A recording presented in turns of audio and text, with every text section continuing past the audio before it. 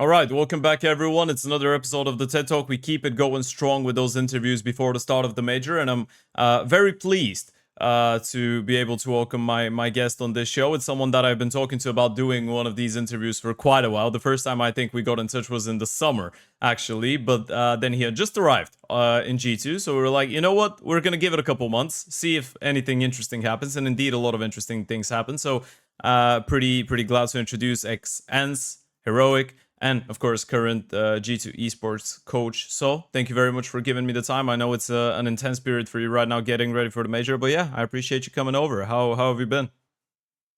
It's been good. It's been good. I mean, preparing for the major right now, and yeah, just enjoying the time home right now, and then the practice we get. So getting ready for the major, which is the most important thing. So yeah, it's been good. Yeah, I guess you get a bonus amount of time, right? Because you're starting from stage 3. Before I take you back in time and we start speaking about everything G2, how do you prefer preparing for a major like this? Because obviously it's a little bit different this time around in comparison to when you were on Heroic, right? You were playing a lot more events back then, a lot more even online events and stuff like that. Now you get a bit more time, and it kind of feels like you've been more selective with the events that you play. You've been having a couple breaks. Even before Chengdu, you were away for I think 1 month from officials. So how's that been going in order to try and keep the team sharp going into the major? I think it is a nice bonus for sure. Like to get to stage 3, have that extra time. Um, it was pretty close for us since I think it was about a couple of points between us and Aurora who's gonna get into the stage 3, but I think a bit of luck here and there and got the stage 3. But it helps a lot for sure, and I think it's a lot different from Heroic, from ENCE times as well, because I think this is gonna be the first bootcamp before the major I will ever have had, like with my teams. So it is a good bonus in that way. We get to prepare a lot of stuff within the map pool, just being ready as a team, and then chilling together as well with having the boot camp, like being there in person, which is not something I'm so used to. So I think it's nice. I think like before, maybe in Heroic, when we had a boot camp, it was more like before the RMR Mm-hmm. or the Amargu when we had it. So it was a different time of the season. So yeah, for sure, nice bonus. What are you thinking about that new way of teams qualifying to the major? How would you compare it to the MRQ and the RMR system? Which one do you like better? I mean, I think overall, how it's supposed to be, like the current system, I do like it because it counts all the points from like multiple past events. And if it's optimized a bit better, I would say, then I think in the end it will be better than the RMRs, than the MRQs, and so on. I think right now still not the case because a lot of the invites are handed out early in the season, and then I mean it can be a bit tough for some of the teams to grind their way up to be in those rankings or get to those events to challenge the teams. I think even now, was it like 16 spots from Europe, I think total. And in the end, from the what point I saw some of these like tweets, some stuff about it where in the end it didn't end up mattering a lot what happened during the season in a way. I think Right. there was like one or two teams who changed in the end. And I think that's part of the problem. Even though the idea of how the ranking, the invites, everything works, I think it's a good idea to have it. Just some things that needs to be still like worked on. I would say. Yeah, and usually the changes are the teams in the bottom, right? Like the last two, three teams, like the Bates, the Parivisions, the Fanatics, those were the teams that were fighting up until the very end to try and make it, and the rest were pretty much set in. So, are you saying you would, if you had full control of it all? Now we're freelancing a little bit, we're freestyling a little bit with these questions, but if you had full control, how would you tweak it? Have you ever thought about that? Yeah, I mean, I think the first part is about the invite cycles being more distributed, like during the whole season. Okay. Because I think now this when it started this year in January there was like maybe 6 7 events invites, and then now in was it July August again like a big amount of events at that point, and then later on it wasn't so many. I think it's actually when I checked next season it's a bit more distributed now even from January, February, March, but still I think it should be more during the whole season, just the events kind of how it's handed to the next teams. Then I think, of course, like the LAN win factors could be something to take a look at since now now a lot of the teams who are well, they were close to reaching the major, but just in there, I guess, 15 to maybe even 30 or lower, grinding through these open lands and trying Yeah, to get the points. And I think there's a whole lot of problems with that as well, how the land wins are calculated, because there's a big difference whether it's a tier 1 or whether it's a tier 3 land tournament, and how those points are calculated. I think there's like a lot of these kind of problems, and then some of it will always be also about just perspective, like or matter of opinion.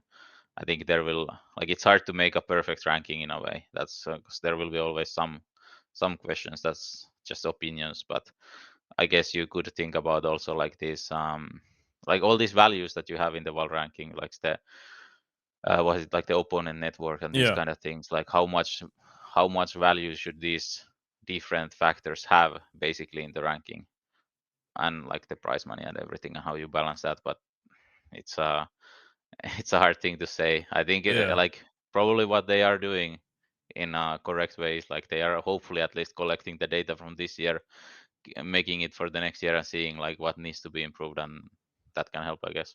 Sure, sure. Yeah, it's a pretty complicated matter, right? There's a couple Twitter accounts you gotta keep in check with if you want to get ahead of the curve in that sense. Okay, let's talk about you now. Let's talk about everything G2. And for you, the G2 chapter started before the heroic one ended, right? Because it was already known that you and SunPayus were joining the team. So talk to me a little bit about that experience. How did that entire thing end up happening? G2 approached you. What were the conversations like? Just from your perspective, how did that entire transfer go? And was it a sure thing that both you and SunPayus were going there? I think it happened during the last season, somewhere in the middle. I think somewhere around the time when we were in this Mesa tournament with Heroic, Okay. maybe a bit before, maybe a bit after, somewhere around there, where I don't remember exactly like where I heard it or who heard it, or like where the contact came from. I guess G2 just contacted Heroic and heard it from there, and then it was like, if there is interest, can we like have these discussions during the season? It was challenging also because like it was still before the Amarku at that point, and before the major invites. Yeah, no, major invites must be out, but the Amarku, then it was just before, because with Heroic we were playing the Amarku. Yeah. So yeah, it was like just had to make sure that we are still focused on that. We are focused on the rest of the season, but at the same time, it's an opportunity you wanna take a look at. You wanna have those discussions and see if there is a possibility there. So that's where it kind of started from. Then we had these talks, me, SunPayus, both of us together, also like thinking, okay, how would it play out basically? And in the end, like all the aspects ended up matching, like with G2 and Heroic, of course, with then us and G2 and so on. So everything was possible, and yeah, then it happened during the summer, and yeah, I think it was confirmed during the season, Mm-hmm. which is why also like the announcement was through this blast. What was it? Basically, that to make sure that there's not any conflict of Mm-hmm. interest, just put that out there. But yeah, then we just ended up playing out the season with Heroic, trying to make the best out of the major, focusing on that, and then knew that the change would happen during the summer. And how much freedom did you get, or how much of a say did you get in some of the changes? Because obviously for G2 that was a bit of a bigger rebuild than just obviously, which is no small thing, but the Oper and the coach being changed. Hunter transitioned into being an in-game leader around that time as well. So and MATYS got picked up. Did you have any type of a say in some of the changes, or you just arrived there and they told you, okay, this is our plan. Hunter is going to be the IGL. We're getting MATYS as well. This is how the team is going to be looking like, or did they include you in those conversations? Yeah, I mean, of course, it was important for me as well to understand like what is the project gonna look like, what are the goals, what do they want from me, and so on. Because like it's it's of course more than just jumping into a team and then this is how it is. Yeah. So I wanted to have that understanding as well. And one of the first talking points and like question marks was that, okay, what is the roster, how does it look like with the off situation, and then is there going to be more changes, and then okay, the in-game leader question as well, like Hunter at some points of his career, maybe hinted he might be interested, but maybe he wasn't ready for it. Okay, Mm-hmm. was this gonna be the turning point? Wanted to talk with him as well, like how does he see that and everything. So there was some talks like I think I didn't talk with the other players, just Hunter at that point. Okay. Because I just wanted to understand what's that gonna look like before also I could make any kind of decision, because of course it's gonna be important for me to understand how is the team and the roster gonna look like. So that was the in-game leader question mark, Mm-hmm. asking about that, figuring that out, kind of what's Hunter's goals, and then from the org side also like what's possible with the roster. The challenging part again being that I need to still be focused on heroic, Mm-hmm. making sure we do the best there. Sure. So in a way, I didn't go like really deep into those conversations. It was more just to get the understanding, and then could work more on it during the summer, basically, when when the transfer would actually happen. All right. And talk to me a little bit about SunPayus, because obviously you two went over together, and after the fact, throughout this entire season, you gave, I think, only one interview in front of HLTV, but you did say you were very happy that SunPayus did come over with you. You said that you appreciate him for the teammate he is, for the input he's got, the communication and everything. He has been struggling a little bit individually, or at least he was towards the start of the season. Then it kind of felt like he started picking himself up. So could you talk to me a little bit about your relationship with him? Because you were one of the people that gave him that second opportunity after the Falcons as well, and heroic as well, right? So it feels like you two have a very good connection going on. Yeah, I like how the way, well, how he works, how he is as a person, the energy he brings to the team, and also the leadership he can bring and the initiative in terms of like, well, the things to add to playbook, anything like that. So I think he can bring a lot of things that's also not visible on the or from the outside, Mm-hmm. like because from the outside you will see like what happens on the matches on the server so on, but you might not see some of the other stuff. Sure. So I think he's a really good piece to have in your team. Um, I think he has been punished a tiny bit with having like a bit inconsistent teams around him in CS2 overall, I would say, because All right. the Falcons project never got off really. And I think even when he was benched, he was their best performing player Yeah, yeah. statistically. Right But before they benched him, he was the highest rated guy for the last couple of months. yeah, so I mean, it's still like the team wasn't performing. Then I think with Heroic also, it was well 6 months, but it was a new kind of a lineup, like inexperienced lineup with players where we needed to build it up, and there was some struggles there as well. So it wasn't like that everything was in place from the beginning. Mm-hmm. And I think it's even a bit similar now in G2, since like this season it's a new in-game leader, it's a couple of inexperienced rifles in tier 1 again, Yeah. and it's not like we have found our place yet with the team. So I think for him it's a long time so far, like when you think about it, CS2 overall. But I think it's not exactly where he has been in a comfortable place all the time. Okay. So I think that's one thing, and then another thing is of course that in CS2 as well, like the oping is just not the same. Like you can see it based on stats as well.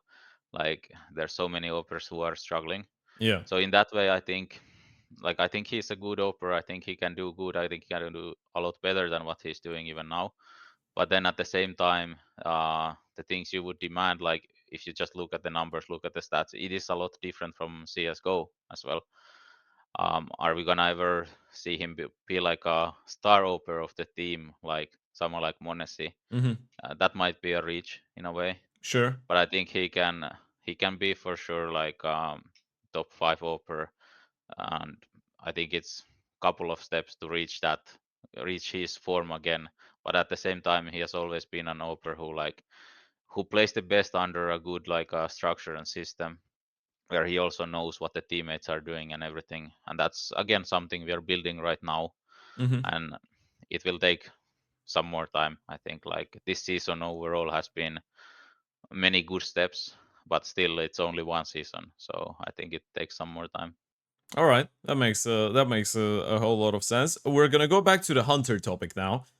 You pointed out at the start you just wanted to get his initial idea on how he wants to be as an in-game leader and everything, but In general, how did you feel about him as an IGL the moment that you joined the team, and obviously throughout the season? How do you feel like he's adapting to it? You've pointed out a couple times that it's kind of like he's a natural for the role. So could you elaborate a little bit more on that and tell us a little bit more about your dynamic with him as a coach in IGL? Yeah, I think the natural part is that like he likes to work hard. He likes to look at the game from more than just his like own perspective. He likes to Mm-hmm. think about the team. He likes to think about reactions, everything, how everything is also connected. So from the beginning already, you could see like I think he was used to it as a secondary caller as well. Like he would read the rounds, be good at mid round calling, trying to say where we need to end. Even pretty good for like micromanaging others, Okay. which might be surprising since he wasn't an IGL like fully before. So I think he can control the game good. He can well basically do switch ups, read the game, everything when it comes to that. There's uh there's always going to be some challenges jumping into a new role when it comes like this, basically balancing the individual aspect with how much you need to help with the team, also in terms of like the workload, because are you gonna do it after practice where you go deathmatch, or are you gonna watch Mm-hmm. demos of other team or your team? Like always this kind of balance will be there for the in-game leaders. And then like certain type of well selfishness or unselfishness, I guess, Yeah. where you need to choose when to sacrifice and when to play more selfish. And then yeah, there's a lot of aspects in in-game leadership where it's like if you haven't done it before, you need to learn it step by step. One of them being as well, like now we have new players around him where he knew Malps and heavygod from before, of course, but then SunPayus and MATYS not so much. So he needs to also learn how they are, how can he use them in a way like to their best abilities. So how do we get the best out from them as well? And yeah, all these things coming into it, it's gonna be still like a lot of work, but like he has the right aspects for it. Like he is putting in the work. He wants to be patient with it. He wants to just keep grinding, keep learning the role. So that's why I think from the start on, it was it was a good fit, and I can Mm-hmm. see it continuing for longer as well. You mentioned MATYS's name. That's one of the conversations I wanted to have later on, but as you've just touched upon it, I guess we can go into it straight away. How is this transition to some of those? Because obviously on Fnatic he was the number one star, right? He was getting all the freedom, he was getting all the star spots. Now with you guys, it kind of feels like obviously as Hunter is trying to be a bit of a playmaker IGO, even though he does have some anchoring spots, but yeah, and you have heavygod, but heavygod is pretty much the only pure anchor on the team, right? So it kind of feels like MATYS has to be a little bit more supportive in some of the occasions. He's been given a lot more solo positions, like for example on Train, he's playing Ivy. He's gonna anchor. I don't know. He's gonna anchor on some other maps as well, like on Mirage. He's gonna be jumping the apps. So how has that transition been going for him? Do you see him as that type of a player that doesn't necessarily have to be put in all the star spots and could be relied upon to actually be a little bit more supportive and reliable on his own?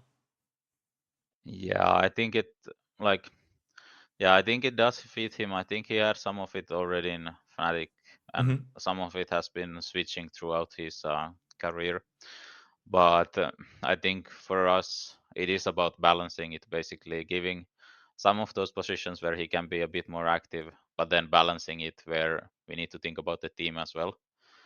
He has some of these like personality traits also, so it fits him, and it hasn't been a big issue, I would say. And I think that's exactly like what we need from him. There's not gonna be any way where we will try to make him a like a full star player, Hmm. trying to give him every so-called star position. I think that can't work for us, and I don't think it would be the best for him as well.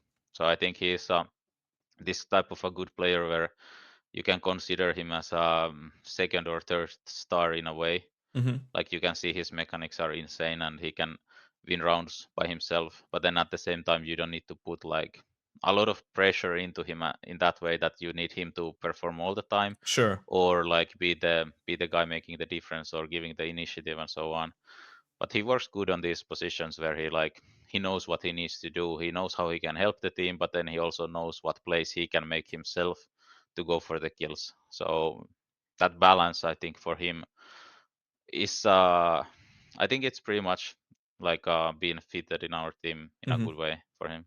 All right. That actually brings me to another question, and this is kind of more like a community type of thing, because a lot of people have been looking at G2 and saying, well, they've got a lot of star power, they've got a lot of high quality riflers, everyone is pretty much a monster on a good day, but who is supposed to be the number one star of the team? Because role wise, it probably makes a lot of sense for that to be MATYS, right?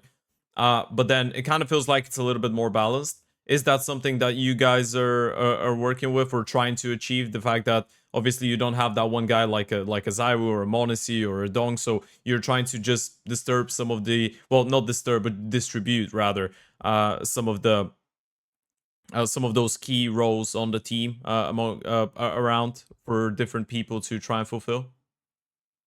Yeah, I would say it's like it's not like we just thought about it like, okay, you're gonna be the star and you're gonna be Sure. sacrificing exactly, but it's more like, okay, understanding how our players are. So for sure Malps has a lot of these star positions, and he plays super well active and aggressive.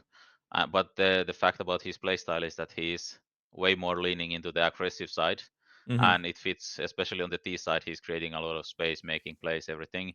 And then on the CT side, okay, sometimes it can go good, sometimes it can go bad, where he can be going well 1 for 1, 0 for 1, which will still give you info and everything. But him being aggressive is the key part, which we are using a lot, of course. And Okay. then on the opposite side, you have heavygod, who is really passive on the other side, who can be anchor, passive, lurking, Mm-hmm. trying to take timings here and there, but who is more of the, well, this kind of well, solid guy you can trust on to close out rounds or hold his own position. And those two work as a balance. And then in the middle, you have no MATYS, who can play a bit both sides, can play a bit more active, can play a bit more passive. So it's just a balance thing, um, in terms of the position, in terms of the overall structure, and how to get the best out of everyone. So we don't try to, well, push them to completely towards the opposite of how they are as a player. Okay. Um, and then I think it just comes from there, like naturally, basically, like how they perform in terms of the statistics.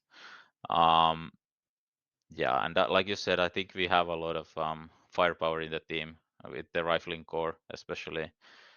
Then I think the thing that might be just lacking sometimes, it's like experience and Mm-hmm.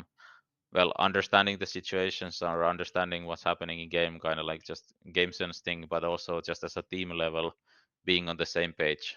But that's all again something we are building right now, because it will take time when you have like these new pieces coming together from, well, new in-game leader, a couple of different teams, and then of course like me as a new coach into the mix as well. Mm-hmm. So the most important thing is that we'll just get on the same page as a team, and that's how we should build it towards the future as well. But that's the part that will take the most time, because we just need to discuss a lot of details, a lot of Mm-hmm. situations, and so on. All right. I wanna focus a little bit more on you as a coach and your journey, because I noticed one thing, and that's been very interesting. So the last three in-game leaders that you've worked with for a longer period of time, it's been a very weird dynamic, right? You started off with Snappy, obviously on ENCE, who was an experienced guy, not a lot of tier one experience, but a lot of experience playing professional Counter Strike in general. When you joined the team and started working with him, then you transitioned to Heroic, obviously with Kixan, who was an up and coming young in-game leader that has just achieved something and is trying to develop and go into the tier 1 level. Then you go through LNZ, who was just coming in from tier 2 CS, obviously with some tier 1 experience with Nip, but not too much. And now you're working with Hunter, who's an experienced guy, but an unexperienced IGL. So it kind of feels like you've just gotten all the different variations, you know what I mean? Not a single one of them has the same story as the other. So how's the experience been different for you as a coach? How do you approach working with these different people from different backgrounds with different amounts of experience, and always seem to find a way to make it work?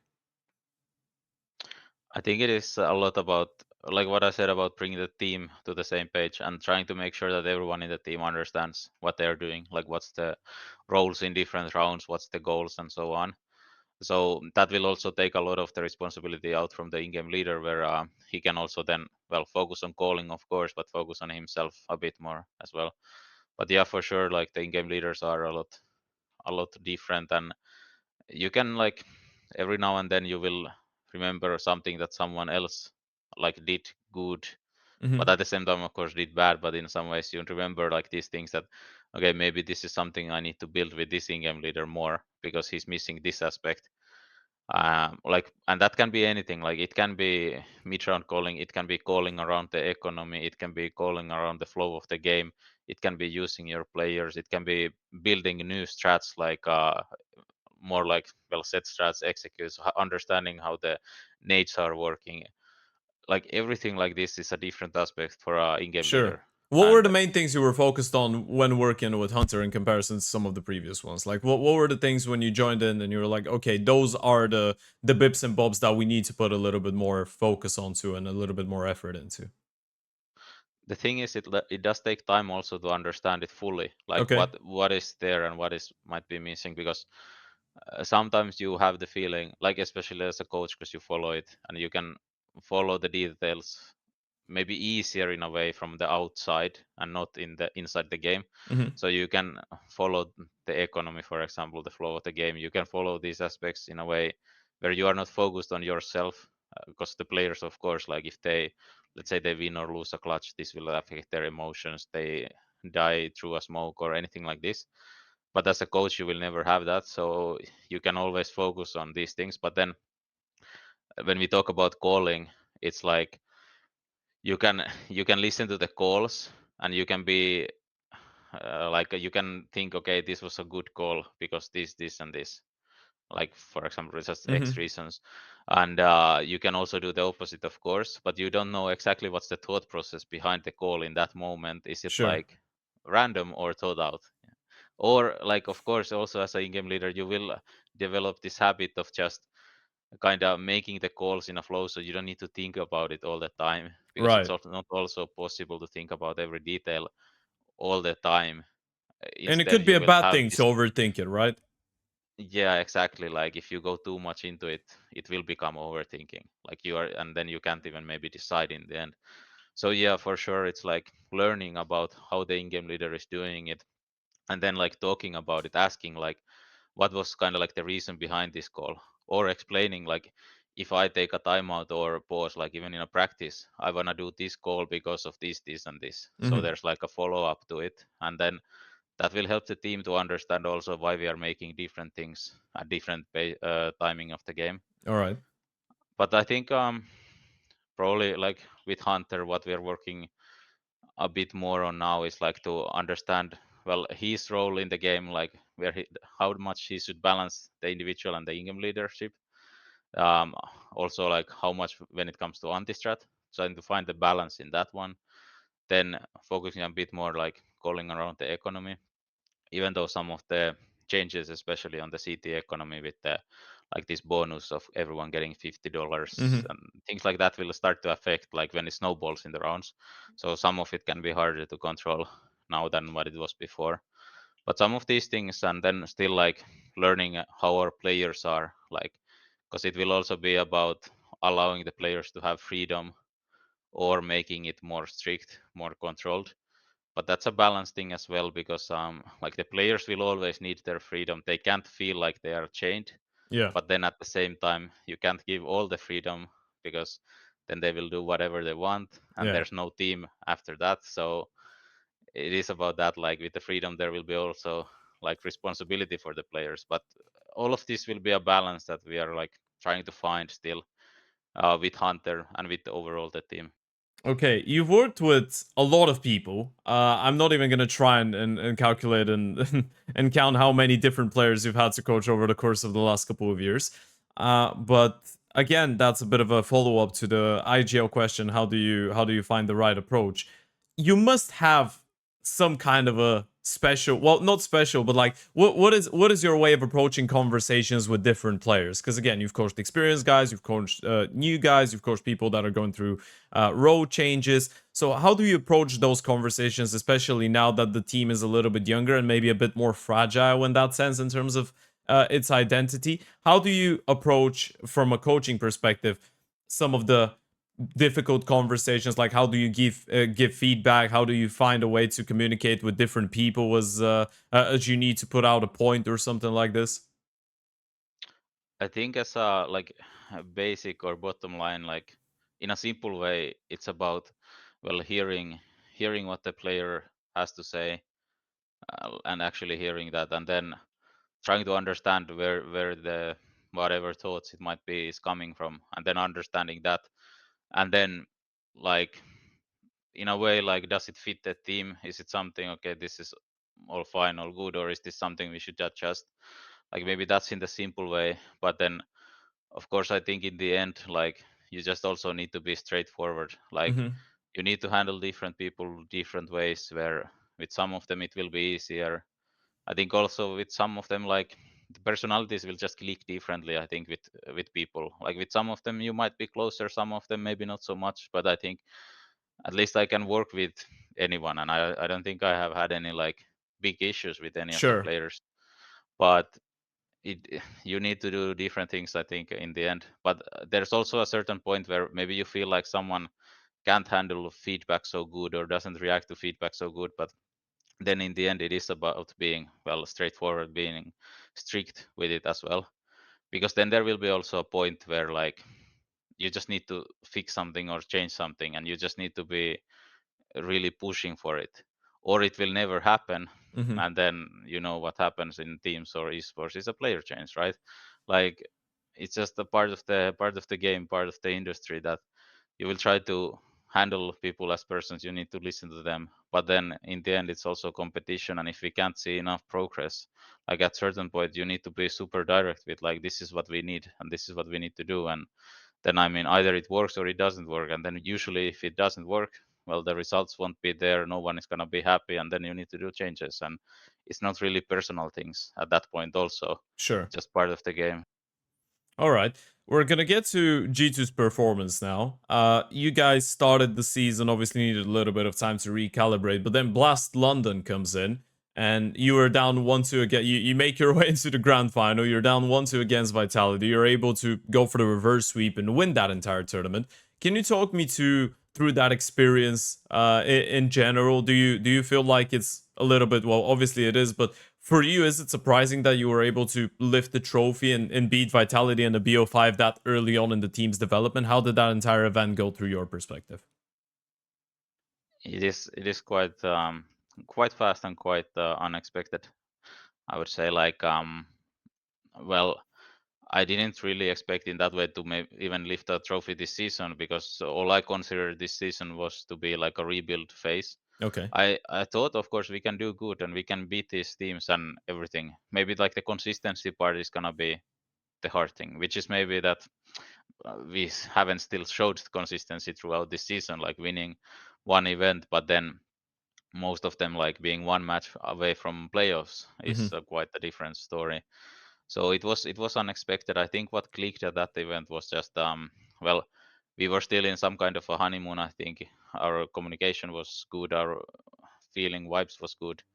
Not saying it's bad right now, but it's just different from the beginning. Sure. And then also I think individually players were like really stepping up, Yeah. because I think MATYS heavygod showed a really good event, but then also it was still SunPayus who had a couple of hard events at the start. I don't know, was London maybe like third or fourth, but still he had a couple of bad events before. And then also Hunter had a good event, like in terms of the IGL numbers, everything. So I think a couple of these things clicked, and then it showed us us lifting the trophy. But we just still need to keep working on many of the things to make it more consistent for us to be like in playoffs, semis, finals, and so on. Yeah, you did say right after that, at one of the next events, I think it might have been EPO, you did say that you have been struggling to get to the same level of communication and understanding the map as you did show in Blast. How has that been going for you now? It's something we are keeping working on, basically. That we need to, well, about our communication, make it more consistent so we don't suddenly drop off in our comms. And it can happen especially maybe more because of like mental things, that something bad happens to you on the server, like again, you dying through a smokes. Let's even say 3 rounds in a row, Hmm. but something similar, like something unlucky can happen, and then your comms start to drop down. Your feelings, like vibes, whatever, everything drops down, and then it spreads around the team. And then if it doesn't stop, well, that's it. You're gonna lose the match basically. But it starts with something, and then it starts to snowball into a bigger thing. But communication, for example, is such a fundamental thing in CS that if you have communication on good level, you're gonna be able to beat a lot of teams on like any day basically. But it's just something we need to work on, basically the communication alone. But then also this aspect that we can't let like mistakes or unfortunate events like take us down basically. But that's also like when I mentioned about the experience part, Hmm. is just a part of that, because a lot of more experienced players have gone through these things. Yeah. They might have gone through these things in 3-4 years of tier 1 events. But then we have right now MATYS, who has 3 months in tier 1. I think heavygod has like 9 months, and Malps has 1.5 years, and then SunPayus and Hunter a bit more, of Yeah. course. And Hunter and SunPayus are the most stable players from our team, like in this sense. Of course, the other guys have the firepower, and that's why we also will need their their mental, their experience to Sure. show more consistent. So yeah, it's something we're working on for sure. You did mention as well, and this is just me, by the way, showing that I'm the ultimate stalker. I've read all the interviews. Well, it's not too many of them, but you did want to, I guess, find out what your lowest point as a team is right now, right? And you said that a couple months ago, and I think this is a very important thing to say about a lot of the teams, right? Because then you're looking at someone like 3D Max, for example, and you know on a good day they could win against some of the best teams in the world, but then on a bad day you don't really know who they could take down. They could pretty much lose to anyone, right? So one of the main things that you mentioned a couple months ago was trying to figure out what your lowest level is and how to raise that, right? How to raise the floor a little bit. So have you been able to progress in a way in that sense, and how does a team realize uh which teams they could take down on their worst day? Like how do you bring that up? Because everyone's talking about raising the floor, but how do you really do this from the perspective of a coach? Yeah, it is a lot about working well on these aspects, what I mentioned already, but working inside the server and making sure we have the solutions on, well, multiple maps, or every map in the map pool, like Hmm. because it's a lot about that as well, like how strong is your map pool. And we have found some weaknesses here and there Okay. in the past tournaments. I think what was a shame was that, like before Chengdu, we had 3 weeks. All right, well, basically before Chengdu, we had 1 off week and 2 weeks of practice. Off week to go recharge some energy, and then practice, of course, to get better, basically. And that time, I think we used really good to get our level up. But it was unfortunate in Chengdu, like we lost to Furia, who are in good form right now, and then we had to play the last match with me, with Hunter being sick. Yeah. So in some way, we couldn't really get a proper feeling from that tournament. With like the 3D Max win was a good revenge after EPL, and then VP victory was, well, it was also a good showing, especially since they played some better CS in that tournament. Um, but it's still like it was 4 matches, and you don't really get a proper result. Missing playoffs by 1 match and playing with the coach in the last match, it's like, yeah, it just leaves something open. And in the end, like how you would look at it, I think we did a lot of good work, but you will need the result to also show for it in a way. Okay. Even though results is something that is not like we will keep our eyes on the results and only focus on that and put these result based targets on every event, and this is where we need to be. It has to be a lot about the process, of course, how we work. But yeah, it's hard to say where we are at the moment, because of this, like 3 weeks, one event, then it ends like it does, and now next up is major, where I think we can do good. We will have again like a couple of weeks of practice before the major, but then there will be question marks, like, well, everyone knows how the format is, and well, if you do good, it can leave the question mark of like, is this again, is it consistent, because maybe you won best of ones, and if you do bad, then it goes the opposite way, where okay, best of ones, whatever. Yeah. So I think, yeah, we will do our best for the major. I think we have put a lot of works in the last month, and then like now in this period before the major. But then when it really will start to show, it can even show in the major, but then again it's still like one event in that like separate timeline, Sure. where next season will be a lot more about more consistent events coming up, where we can use everything we build up in this season All right. into the next season. So that's gonna be the thing. I do think we are on the right path still, like again, and putting in a lot of work as a team level individually on many different aspects. So I think it's just a matter of time when things start to click more, because I think something will have to stick when you work on everything basically. Yeah, yeah. If you were to try every single possible thing in the world, one thing is gonna work out, right? That's for sure. Or at least there's a high likelihood it does. One of the last things I want to ask you about is actually the penultimate thing I want to ask you about. Obviously, it was unfortunate that you did have to play in that last series in Chengdu, but all in all, throughout the last two events, I noticed that you were winning some games, but then all the games you were losing was 0-2s, and you weren't able to convert your map picks, right? And it was primarily Train, primarily Dust 2. And I think there was one Inferno in there, but that was a little bit while ago against the Mongols, I think, at EPO. What do you make of that? Is strengthening up the Vita one of the things that you have been trying to focus on a little bit more? Maybe finding other maps that you can lean on, or trying to double down on the Train and the Dust 2 and just make them better? Yeah, it's a good question, because I think the 2-0 or 0-2 part is something I've been also thinking about during the season. Like what happens, like I think we are too much of a momentum based team at the Sure. moment. If you get into the game, you can win, but if you never get into the game, it's done. Yeah, exactly. And this is like, it's a problem where if you are like that, of course you can never be like the best team basically, because Hmm. you can't always have a good start to rely on. So you need to be able to work through it having a bad start. So I think that's one thing we need to keep like focusing on, or seeing like just what's the trend basically and how we grow as a team. And then another thing is like the map window, where especially start of the season, I think every team could predict what we are gonna pick. And it's partly because we are a young team and we don't have such a deep map pool. We don't also have a proper understanding yet what are our strong maps, especially start of the season. Okay. And then we kind of need to work through the season to figure out what we can pick, what we are comfortable, what should we be like. Okay, these maps we are picking, this we are leaving open, and this avoid every now and then. And even now, it's a tiny bit open, because at some points, like during these last events, like well, EPL, maybe not so much Chengdu, but before Chengdu, basically we also noticing some of the issues in some maps where we are trusting a map and then it doesn't work out, and then you start to notice like kind of like gaps or missing solutions and things like Sure. that in the maps.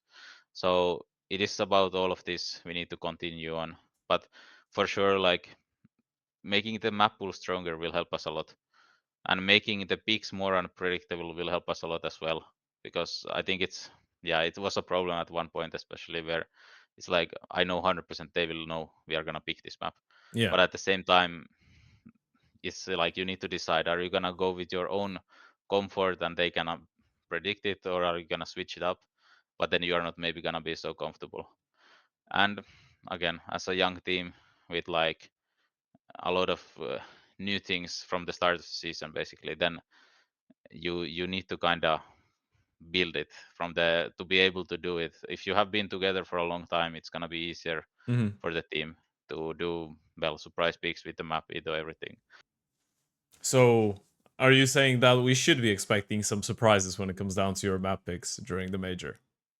Without obviously leaking anything too much, but Yeah, I think potentially yes. okay. Because we in Chengdu, like anyone can check it, but we didn't really play even so many maps Hmm. like in the end. Yeah. And then it was 3 weeks before Chengdu, then Chengdu, and now 2 weeks again. So when we go into the major, I think some maps we haven't played for 2 months almost.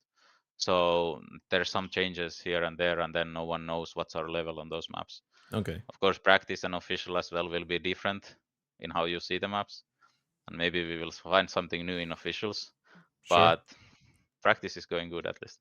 All right. I'm glad to hear. And lastly, just to wrap it up, going into the major, you've got as we said, even though G2 as an organization is a big name and you've got Hunter and you're there and SunPayus is there, the team in general is very young, as we already mentioned. 3 of your players have never played major playoffs, and SunPayus is one of them, which is a really interesting little detail. But as you said, it's a season to build right now for G2. So, what are your aspirations and goals going into the major? Considering you get a bit of a later start, you're not starting from the very beginning, so you are a little bit closer to potentially having making it deep. You need to just win a handful of games. So, are you trying to reach playoffs? Are you going into it just to give it your best shot and see what happens? Have you talked about some specific goals and expectations? We haven't talked about it yet, like specific goal, but I do think we do need to make it to the playoffs. Like I Hmm. think that's like the minimum. And then I think it's kind of like how the whole scene is at the moment, but you need to make it to the playoffs, and that gives you already like a shot at the trophy in a Sure, way, anything because could happen. the teams are so close. Like when you think about let's say top 5 now, top 5, top 6, and we are just outside of that maybe right now. But what we really just need is that shot to get to the next and next stage or step, basically, and that's gonna start in a way from the playoffs. Of course, it's not gonna be like easy, but I think that's like the minimum goal, and then we can take it from there. And then I think we actually have a shot already, like at the trophy. All right. Okay. Thank you very much. That's going to be it. Once again, thank you for joining me. I really appreciate it. And I wish you the best of luck going into the major. Thank you. Thank you very much. Thanks to everyone for watching as well. Hope you enjoyed this one. Make sure you go and check out the other ones because there's 3 or 4 interviews we're doing with coaches, players ahead of the major. And yeah, let me know what you think about the content that's been going your way lately. Shout out to all of you at home. And we'll see you next time. Bye bye.